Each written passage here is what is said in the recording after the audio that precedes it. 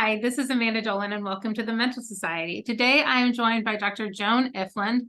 Dr. Ifland has been creating breakthroughs in recovery from food addiction since 1999, and she is the lead author discussing the first scholarly description of processed food addiction and the definition of addictive foods.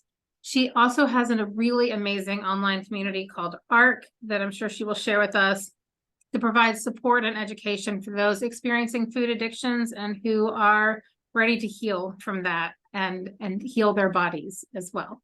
So, Dr. Ifland, thank you so much for joining me. I appreciate this. I'm so grateful to be here. Thanks for inviting me. We spoke a little bit before I hit record, and this is relationships with food are huge for me. And as listeners and people that know me, I've struggled with my weight on and off. And I think so often I was told like food addiction is not a real thing. It's all about willpower. Food addiction is just an excuse to overeat or whatever. You have a whole book on 2,000 citations. This book is built on 2,000 studies. So like what's the most simple way to describe to someone what food addiction is and how it is related to anorexia, bulimia, or binge eating disorder, which I think are the ones we most hear about. Just a super great place to start. Addictions, all addictions, including processed food addiction, are characterized by specific alterations in the brain. Specifically, the reward pathways are putting out too much craving neurotransmitter, dopamine, serotonin, cannabinoid, opioid. Those pathways are putting out so much cravings that they're controlling behavior. The stress pathway is also hyperactivated. They're kind of in a dance. The stress activates the addiction activates stress. And both of those pathways are able to go over to the behavior centers in the brain and actually latch onto those receptors and control behavior. And here's the key piece. They're totally bypassing the frontal lobe. The frontal lobe is the only place in the brain, and it's tiny. The frontal lobe is only 2% of the brain. And it is where we're supposed to be, quote unquote, making decisions. And it's not getting blood flow because the rest of the brain is so hyperactive. So addiction is when you can't make a decision. The decision-making process has been shut down in your brain, and the addiction is controlling your behavior. The hyperactive reward centers are controlling behavior. This is a condition, and it doesn't have anything to do with willpower. You can't willpower your way out of reward centers that are pumping out too much craving neurotransmitter. So that's the neurology of addiction. But how would you know? How would somebody like a professional diagnose it? Well, we've adapted the diagnostic criteria for alcoholism to eating. I validated this approach in my doctoral work. And we now have a self-quiz. It's not a diagnosis, but a self-quiz on our website, Food Addiction Reset. I'll make sure I link that in the show notes so people can find that easy. Okay, so if you would like, Amanda, we can just run through the 11 diagnostic criteria. Yeah, let's go. And then your listeners. I may just like say yes or no along, and I'm going to say that chances are yes to all, or not, maybe not all of them, but it's a lot of people have all of them. The tobacco industry started this when they took over processed foods in the mid-1980s. They've been pumping us full of addictive substances without our agreement for over 30 years. And so I have done analyses of these criteria, like what is the evidence that people are experiencing them? Over 80% of Americans are experiencing a severe addiction to processed foods, of course, without their knowledge. So let's do this, huh? Yeah. Now, criteria 1, unintended use. You wake up, you have a plan. I'm not going to eat that today. And by 10 o'clock, you're in front of the vending machine eating it. You open the box. I'm only going to eat one or two. The box is gone by the time you go to bed. I'm going to go to this event, but I'm not going to eat. And then you're eating. Or I'm going to drive home without stopping for fast food, but then you find yourself stopping. Those are all examples of unintended use. We have failure to cut back is number 2. We have evidence that 100% of people after losing weight start to regain it within 3 years. So everybody's got that. Failure to cut back. 40-some% of the country is obese, another 40% is overweight. They are trying to cut back. You have a big portion of the population dieting at any time, but it doesn't work. And that's failure to cut back. Most people will meet that criteria. Number 3 is time spent. So you're going out in the middle of the night to get fast food, or you're stopping, you start out stopping maybe a couple of times a week for fast food, but then it becomes a daily thing, and then it's 2 stops and it just grows. So time spent can also be in your head. You're planning, you're thinking about, you're craving, and then you're going to get it, and then you're eating it, or maybe you're hiding. It takes time to hide. You hide the stuff and then you hide yourself while you're eating it. It's embarrassing to eat a big quantity of processed foods, even though it's not your fault. And then you're zoning out. You're recovering. You're sleeping it off. That's number 3. Number 4 is cravings. And we do have evidence that cravings coincide with weight status. So that means most people are experiencing them. And then you get into 3 behaviors. Failure to fulfill roles, and people can't get on the floor to play with their kids, or they're too depressed to apply for promotions, or they're too sick to finish school. Failure to fulfill roles. Number 6 is interpersonal problems. The person wants you to quit and you can't quit. Your partner, you just can't wait for your partner to go to bed so you can go to the laundry room and get whatever you hid there and eat it in private. You're listening, you're trying to listen to your partner, but your head is so craving that you can't really focus on what somebody else needs or connect with them. So it's very isolating. Number 7 is activities given up. You used to go to bowling, but now you're too overweight and tired to go. You used to go to your quilting club, you used to go and volunteer, but now you'd rather go home because the cravings are so intense and just eat by yourself. And over half of Americans now live by themselves. It's this very isolating disease. Okay, then you get to number 8, which is hazardous use. You know you shouldn't eat that because it's going to shoot your blood sugar up, and you eat it anyway. You're already significantly overweight and you eat it anyway. You are driving down the road, driving with your pinky while you put the fast food in. So, or you are so big now that you can't see your feet and you trip and fall, but you're still eating. Those are all examples of hazardous use. Okay, then in the last 3 criteria, you're seeing the physical consequences of this.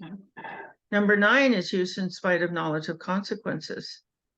93% of Americans have high triglyceride, cholesterol, glucose, blood pressure, or waist to hip ratio, and they're still eating. Tolerance, where you're eating more and more over time and getting less pleasure out of it. We see that on a population-wide basis. You see over the years, the percentage of processed foods that people are eating just keeps climbing, and now we're at 73%. So people are only eating 27% of their calorie intake in food. The rest of it is these food like drugs yeah. And then the last criteria, number 11, is withdrawal. And we do see Like we see descriptions in the keto community because they do get all processed foods and they call it keto flu. That's processed food withdrawal. And it does have a definite syndrome, and it's headaches and lethargy and irritability and depression. So there's a very well established withdrawal syndrome. But with those withdrawals, like there's a definitive, maybe not the same end for everyone, but those Yeah. withdrawal symptoms will end and you'll likely Yeah. feel better after you get through that Yes, really rough part. thank you. Thank you for bringing that up.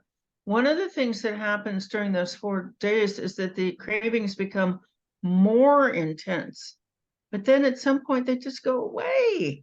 It's so fun. Then for me at age 44, I remember exactly where I was sitting when I experienced that at the first time. I'd gotten off of sugars and flours, but I didn't even know it was possible for cravings to stop.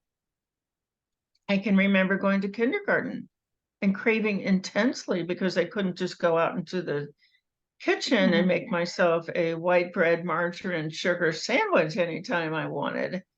So yes, it stops. That's not normal. Remember criteria number 4, cravings. It's a sign of addiction.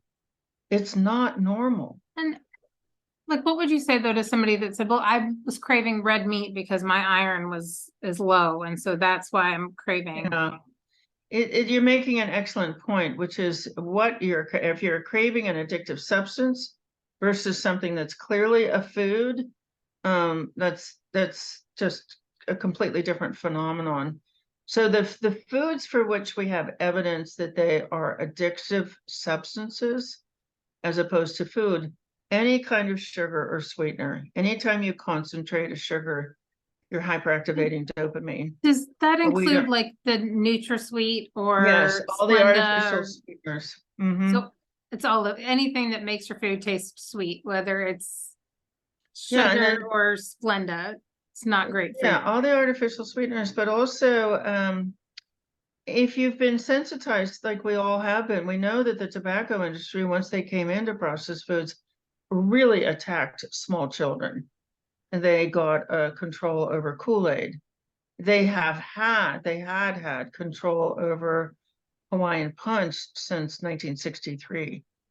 So they were able to demonstrate for the rest of the industry the value of addicting small children to sugar. And you see in the, we'll get this is a separate topic, but there's the evidence for this is just chilling. So you have sugar, you have flour, especially gluten, flour containing gluten. Gluten is a natural morphine.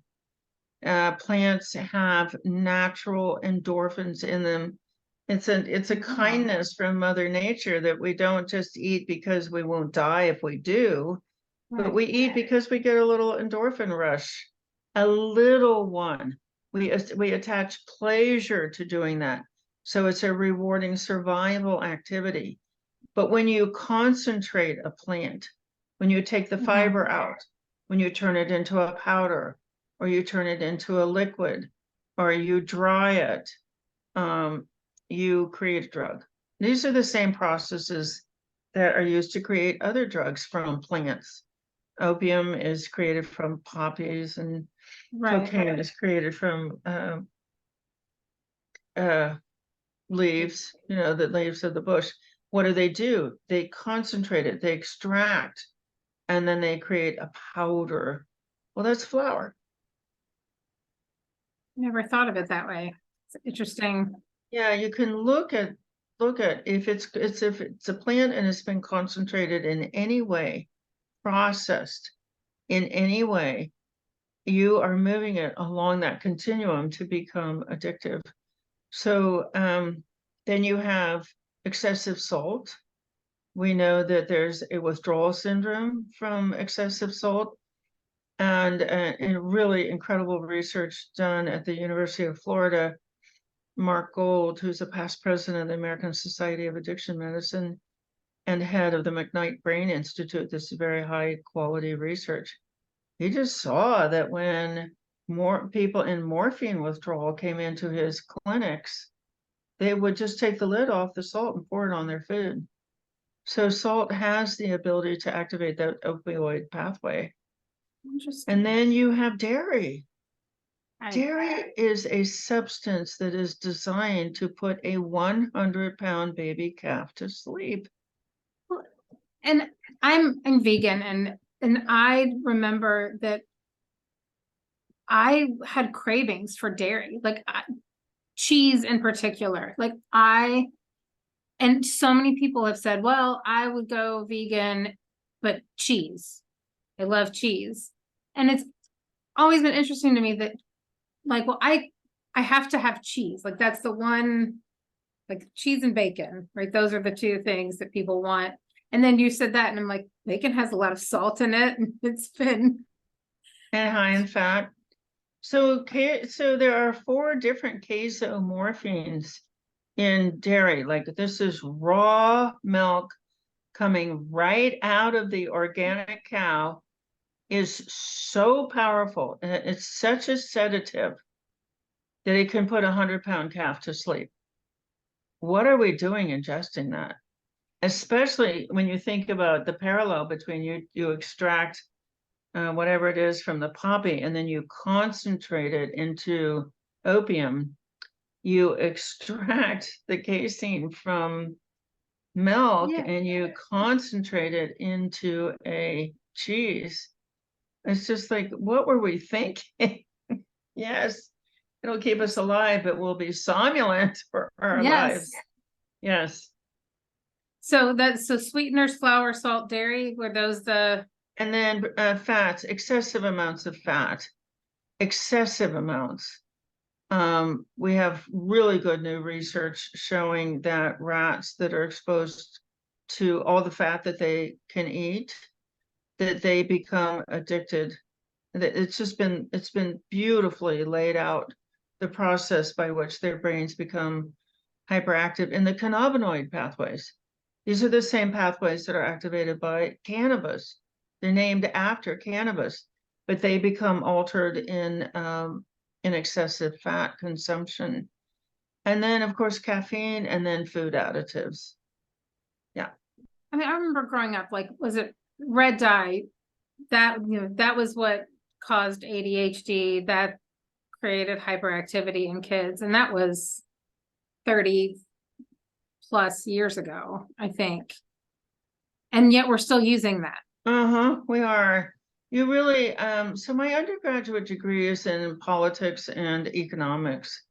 And you really need that kind of background to understand what's going on, what's being done to us.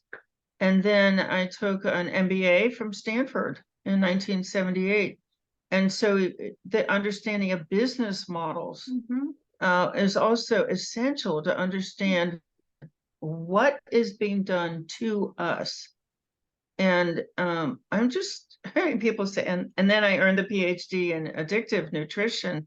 But people look at like that background, and that's the weirdest background for somebody involved in food. I know, But it's an essential background for somebody involved in food. Well, something that there's kind of 2 things that I always say. One, like, follow the money, right? Like, who's getting paid, and, are they getting paid more if we do it this way? Are they spending less? Whatever it is, where's the money? Who's getting the money? And then, the other piece, and you and I kind of mentioned it, is the community around anything. Like, how are we experiencing the world together? And so, Yeah, these are 2. The processed food industry is obscenely profitable.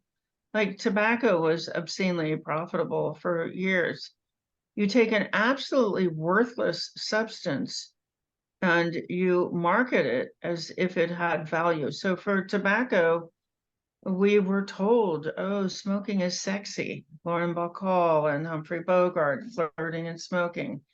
We were told, like suffragettes, that the cigarette companies wanted to get women to smoke. So they told the suffragettes that smoking is rebellious. And if you're going to want the same rights as a man, you would have to smoke like a man. They told us with the Marlboro Man that smoking To is be, masculine. It was all just total deception fantasy. Smoking is disgusting and deadly. It's repulsive and deadly. But they create the advertisers, the marketers were able to create this whole fantasy. You've come a long way, baby. And they did the same thing with these processed foods. So you look at the commercials for Kool-Aid, for example, and Kool-Aid dude, the Kool-Aid man, is able to, flummox adults, more powerful than adults. And you were really cool if you drank Kool-Aid. well, So and, this is part of the fantasy. I remember that one of my friend's moms growing up, she said that she started smoking young because she was told that if she would smoke, she would stay thin, and being thin Yes, yes. was, crucial for everything. And while, and I have opinions about like the number on the scale versus It's just how deadly. you That's like, just a trigger for the diet industry profiting. because for me, like, how do I feel after I've eaten a meal? Mhm. That's what I've tried to focus on in my journey to health. I Yeah, don't know, Yeah. and it's a journey. And I think that that's important to note, is that this is not something that is going to change overnight for you. If you are yeah. eating a whole lot of sugar, if you quit, which would be fantastic probably for all of us if we stopped eating sugar.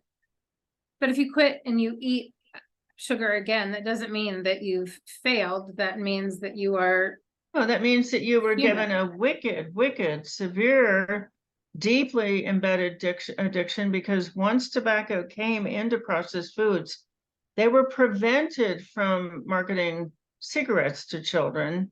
The Joe Cool Camel cartoon campaign was stopped, but nobody was preventing them from marketing sugar to 1-year-olds. And they went for it they went for it viciously. Lunchables, these children's convenience products, they went for the children viciously. So this is deeply seated. We've never had an addiction, 4 different categories of substances, all 4 reward pathways hyperactivated in small children. So we've never had an addiction that was as deeply seated as this. And now, and then the food industry is able to continue to provoke us, surround us with food stimulation, make it available everywhere, make it cheap in the addiction business model. And then the weight loss industry and the medical services industry comes along and says, well, you should be able to get that weight off. No, you need very specific long-term treatment for a deep addiction. We have the research. We know it only takes, and a rat can start binging on a chocolate mixture on day 1. So a rat's, a month of a rat, a day of a rat's life is equal to about a month of a human life. But it only takes a maximum of like 6 months to become addicted with all the brain alterations. This is rat research, so they're looking exactly into the brain. It only takes about 6 months, and we've been subjected to this for over 30 years. So the idea that you would be able to give up these substances easily is just ridiculous. If you've been drinking alcohol since you were 2 and snorting cocaine and smoking weed, and then somebody says, well, you ought to be able to give that up after 35 years, you would see how absurd that is. But that's what we're being blamed for and told every day: psychological abuse. I had to look because I quit smoking relatively recently, but I'm at 7 months, 28 days, and 15 hours without a cigarette. So I'm just going to celebrate that again. I'm like, yay. Absolutely. But it makes me think of like, I don't ever have to smoke a cigarette to live. And right? you But I would have never to eat. mistake breathing for smoking. No. But people mistake eating these substances for eating. And then you have this whole, I think it's just a weird diagnosis called eating disorders. Like if somebody's snorting cocaine, you don't It's not a say they have cocaine a disorder. snorting disorder, or if they're shooting up heroin, you don't say, oh, they have an injection disorder. No, this is part of this is just a tribute to the brilliance of the tobacco / processed food industry to disguise what's really on. Oh, they have an eating disorder. No, they have food addiction. And so then it's really just changing the foods. And but it's all the much cueing. the So cu- the so lapsing starts with some kind of food stimulation or stress. It's a reminder. You see somebody else eating it. It's available to you. You know, this is why all the break rooms in workplaces have processed foods in them now. So it starts really with some kind of, the broad category is a cue, but it's a trigger, it's a reminder, it's a signal, it's some kind of stimulation. The food itself or stress can do this too. And then your brain floods. Those reward centers are trained to react by flooding the brain with cravings. That is not your fault, but it takes a lot of training. One, to start to recognize the cueing and the triggering, and two, to start to either avoid it or train your brain not to react to it. You can do that through a process called neurosculpting. And this takes years. You've got all 4 pathways addicted. And you might only be able to manage getting off the sugar for your first year. And then maybe you can get off the flour, with the serotonin and gluteomorphine. That might take another effort. So this is a highly complex addiction, and it's very, very deeply rooted. In my case, every cell in my brain developed in an addicted brain. and that I think of like food as one of the first ways that we're comforted or rewarded, or like, you did such a great job going to the potty, here's an M&M. Yep. Or like, oh, you're sick today, here's chicken soup, it'll make you feel better. Well, chicken soup's not addictive. I'm not, but I'm like saying my like mom that used to food give me is ginger ale. yes. Yeah, you can have a ginger ale because you're not feeling well. And so we learn to associate food with comfort and food with love.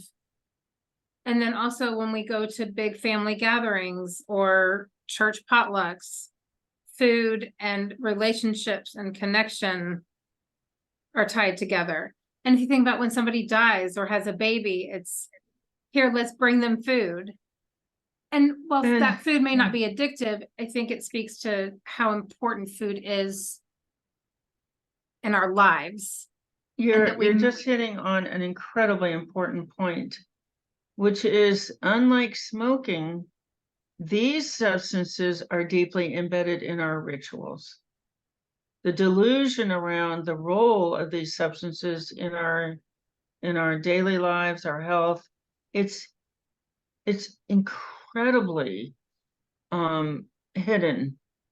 So, for example, I was just talking to somebody who manages a health food store. She said, people come in, everybody who comes in has no idea that food could be playing a role in their disease. You go to the doctor, like I have a friend who conquered Crohn's. He was in agony. This is a very vivid story, but he would, after work, he would drive to the parking lot of the urgent care center and try to deal with the pain. And he said, well, at least if it gets too bad, I'll be able to just get from my car to this, just go in agony in the parking lot. Well, finally, he figured out to change his food, and it went away pretty much. And he was so excited. He had a doctor's appointment. He goes into the doctor and says, I figured it out. It's the food. And the doctor says, food has nothing to do with it, and I've got a new medication for you. So you have the complicity. This is incredibly profitable for this pharmaceutical industry. Oh, I think about when I shifted to a vegan diet and I cut dairy out. I have been diagnosed with fibromyalgia, and I was taking Lyrica, which is a pain medication that's addictive and mind altering, but it helped. It worked for my pain. And I remember it was probably 5 or 6 days into no dairy, and I had, I guess, missed my morning dose of medication. And I didn't realize it because I went about my day and I wasn't in pain. And I got home and I looked at my, like, to take my next dose, and I was like, oh, I didn't take my first dose this morning. Isn't that interesting? And then I never took it again. Yeah.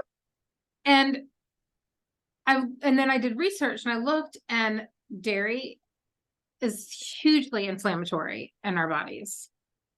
And nobody Right. told you. No, nobody says, oh, well, maybe Amanda, like, your pain might just be inflammation from dairy. No one All told of me these that. foods are inflammatory. Nobody told me that rage could be caused by sugars and flours. And that's where I got into this field 27 years ago, is I got off sugars and flours to lose weight, and my rage stopped. And my parents were ragers. We were physically abused as children when they were flying into their rages. I was determined not to raise my children that way. I never hit them, but I did fly into rages all the time. I don't know if it was all the time, but it was awful. And I wanted it to stop. And so I did therapy, and then I did 12-step group, and I did a women's healing group. And fortunately, in one of the 12-step groups, a woman heard the sugar driving my rage, and she persuaded me to go into Food Addicts in Recovery. And that's why January 1st, 1996, I was giving up sugars and flours. This is why I'm so grateful to you, Amanda, for inviting me here. Two things. One, we have great research now, the 2 review articles. That means a review article looks at a whole bunch of other studies and says that this is a very consistent finding in all these other studies. So I think we could call it true. And both of these review articles looked at brain image studies of people who had gotten eating disorder diagnoses. Well, guess what? All of those brain image studies showed. I have a guess about frontal alterations. Addictive alterations. Your frontal cortex or frontal. Yeah, the hyperactive reward, hyperactive stress, hypoactive frontal lobe. Eating disorders don't exist. They are processed food addiction, and they're being treated by suggesting that people moderate. This is cruel. It's cruel to say to somebody who's addicted, violently addicted, oh, moderate. But it's because the eating disorder profession doesn't know how to get them off. Right. You say, okay, stop eating this. They go binge on it. The stress is just too great. That's not how you get a deeply addicted person off of a substance. You surround them with community, with love, with caring, with knowledge, and with a tremendous amount of skills.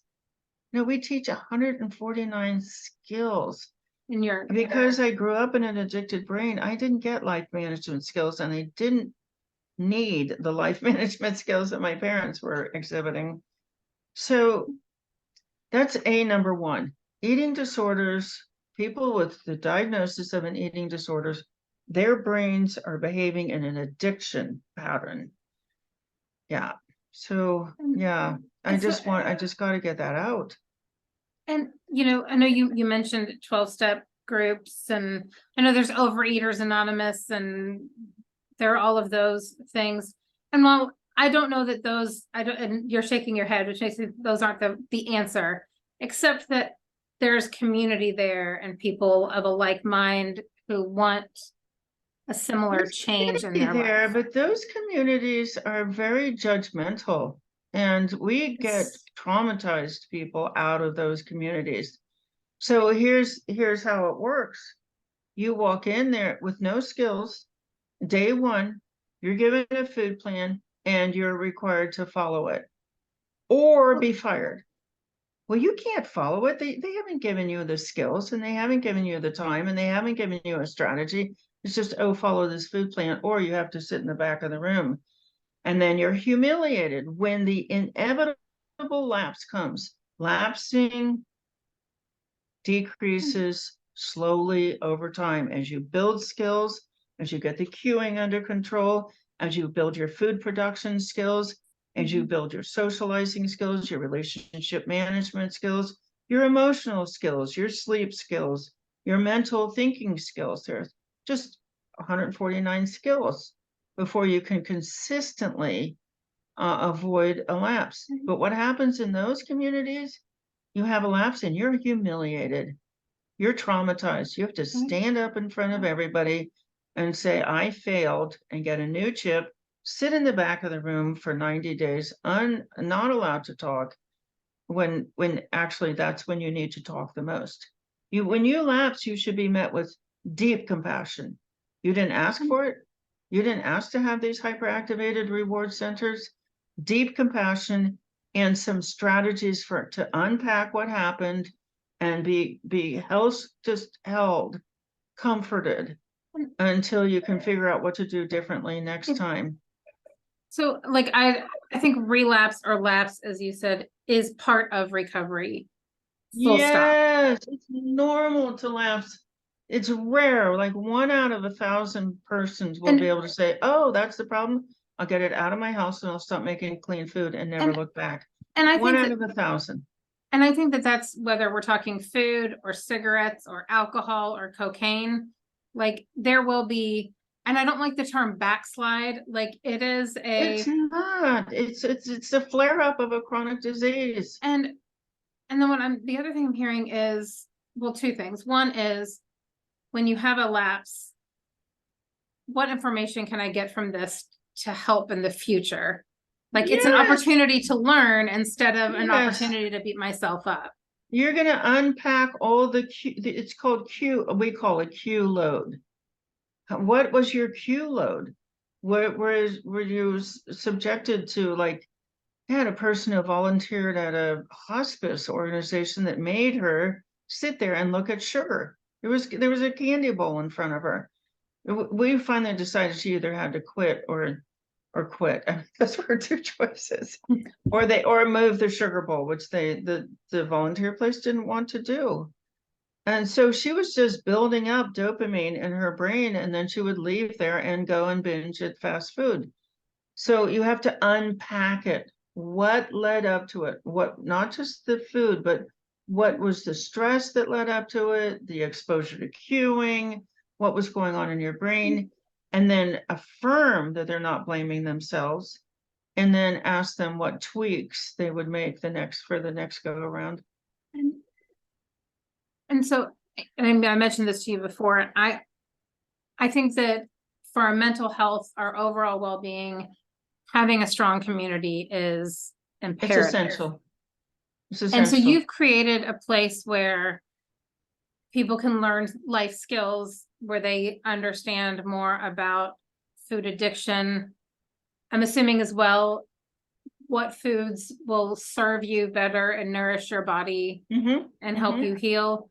But the most important thing is you have this, like, people can talk and be together all the time. We broadcast 15 to 17 hours a day on Zoom around the clock. So we broadcast a block, we take a break, broadcast live people so that you can come in literally, even if you come in during a break, we've got a recording of a conference call every day. You can go and listen to that. It'll work the same way.